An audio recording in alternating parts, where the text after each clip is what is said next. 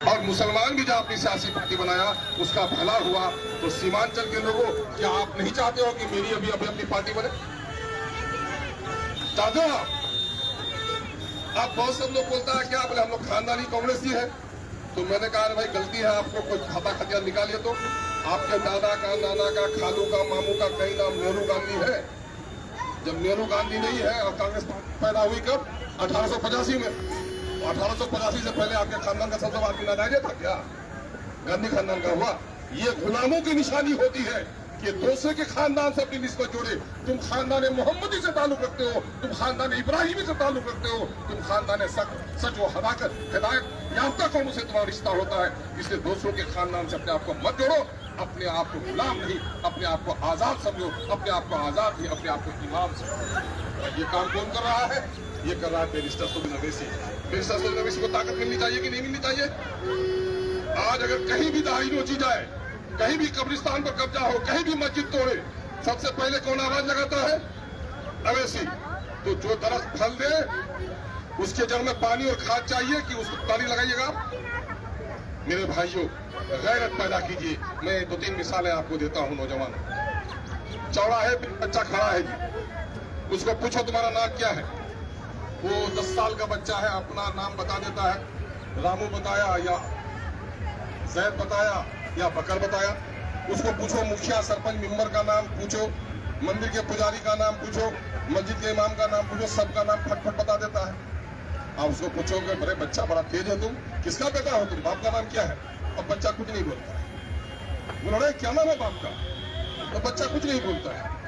तो क्या समझिएगा आप? सबका नाम जानता, बाप का नाम नहीं जानता है। जब बार बार के कहने पर बच्चा नहीं बोलेगा तो आपके दिल में कुछ ख्याल आएगा। क्या ख्याल आएगा? चाहे इस बच्चे का बाप मर गया होगा, या नहीं तो इसका बाप कोई चोरू चक्का होगा जिसका नाम शर्म से नहीं लेता, या ये भी ख्याल होगा कि इसकी मनहूस माम ने इसका बाप का नाम ही नहीं बताया। इस बाजार में मेरे मैं बुढ़ों को नहीं कहूंगा, नौजवानों में तुमसे पूछता हूं, जादव का नेता कौन है बिहार में जी? बोलो लाल प्रसाद, बोलो किनका है? कौन है नेता? नहीं जानते हो कौन है? लालू यादव। अच्छा, कोयरी कुर्मी का नेता नीतीश कुमार है ना? पासवान का नेता रामविलास पासवान। मांझी का नेता, मल्ला का नेता मुकेश सहनी।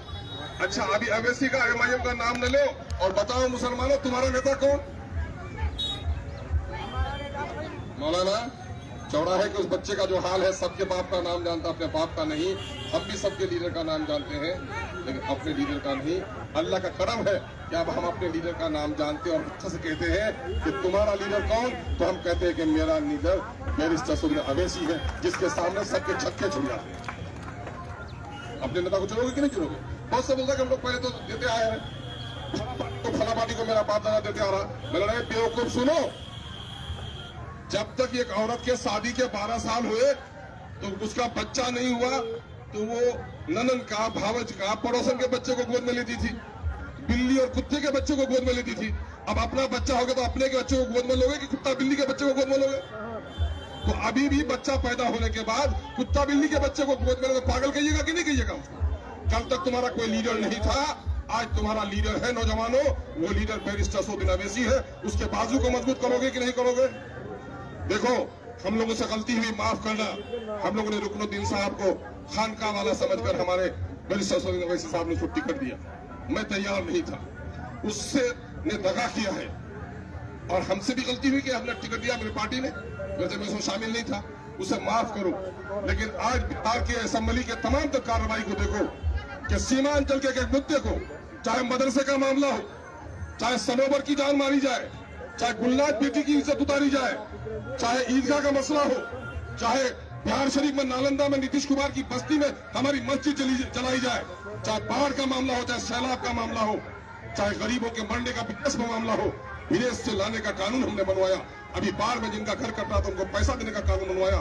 और विलास शिरकतें अहरे गहरे, हमने सभी हिंदू और मुसलमान दलित सबकी बात की जो लड़ाई असेंबली में लड़ी है, इससे पहले मैं दावे के साथ कह सकता हूं, असेंबली के रिकॉर्ड उठाकर देख लो, किसी शख्स ने भी इतने सवालात नहीं किए जितने सवालात मैंने सीमांचल में किए। मेरे भाई, मैं आपसे कहने आया हूं, मेरे साथ इंसाफ कीजिए। 2014 में मैं खड़ा हुआ था, मैंने देखा कि नीतीश कुमार का रिश्ता बीजेपी से जुड़ा हुआ है। नीतीश कुमार को हम लोगों ने बीजेपी से अलग किया था, तब उनका टिकट लेके मैं लड़ा। मैं एमएलए था, मैंने रिजाइन किया। बात यह भी तय थी कि अगर एमपी न भी बन सका तो मैं मंत्री बनाया जाऊंगा। इन चारों के भाग जाने के बाद भी मुझे मंत्री बनाने के लिए कहा गया। नीतीश कुमार ने आधा घंटा बैठाकर कहा कि चाहे राजन हो चाहे जदयू हो, आप आइए मंत्री बन जाइए। लेकिन मेरे भाई अख्तर ईमान पागल है क्या? मंत्री बनने के लिए कौन नहीं ललसा था? कांग्रेस और राजद दोनों ने कहा 2019 में कि हमारे टिकट लड़िए। मैं लता सो के लड़ जाता, जीत जाता, लेकिन नहीं लड़ा। कौन सा पागलपन है? कुछ वसूलों का नशा था, कुछ मुकद्दस हाथ थी, यही भी जमाना शहादत के असबाब। कुछ समझ कर ही हुआ हूँ मौज दरिया का हरीफ, वो न जानता मैं भी उनके आफियत साहिल में है। मैं देख रहा हूँ कि मिनिस्टर बना, अपने घर की सड़क नहीं बना सका, अब हॉस्पिटल में डॉक्टर बहाल नहीं कर सका, और मैं ये कुर्बानी देकर अपनी जमात खड़ी कर लिया तो मेरा कोई भला हो न हो, मेरी आने वाली नस्लों का भला होगा। यही वजह है कि हमने सर में कफन डालकर अपनी नई जमात बनाने की ठानी है, और ये काम आपके बगैर नहीं है। इसलिए आपसे गुजारिश करता हूँ कि आप उठिए इससे, और जनाबी मेरे सर रवीश साहब के बाजू को मजबूत करने के लिए हमारा आपके पास साथ दीजिए। मेरी बातें समझ में आई आपकी? दिल में बैठी मेरी बातें? दिल में अगर मेरी बातें बैठी है तो आज ही से उठिए। मेरा दुश्मन बड़े बड़े लोग हैं। लालू चाहते हैं कि मैं मिट जाऊं, कांग्रेस चाहती है कि मैं मिट जाऊं, नीतीश कुमार चाहता है कि मैं मिट जाऊं। क्या कीजिए, नीतीश कुमार के दलाल आपके बस्ती में घूमते रहते। अगर नीतीश कुमार ने बीजेपी का साथ नहीं दिया होता, क्या बीजेपी कभी कदम जमा सकती थी? यहाँ पर नहीं जमा सकती थी ना। आपके बस्ती में, आपके घर में बैल चढ़ा कर ले चोर, और जब पकड़िए उसको तो बोला रे तुम कैसे बैल का घर देखे, तुमको गली का पता कैसे हुआ?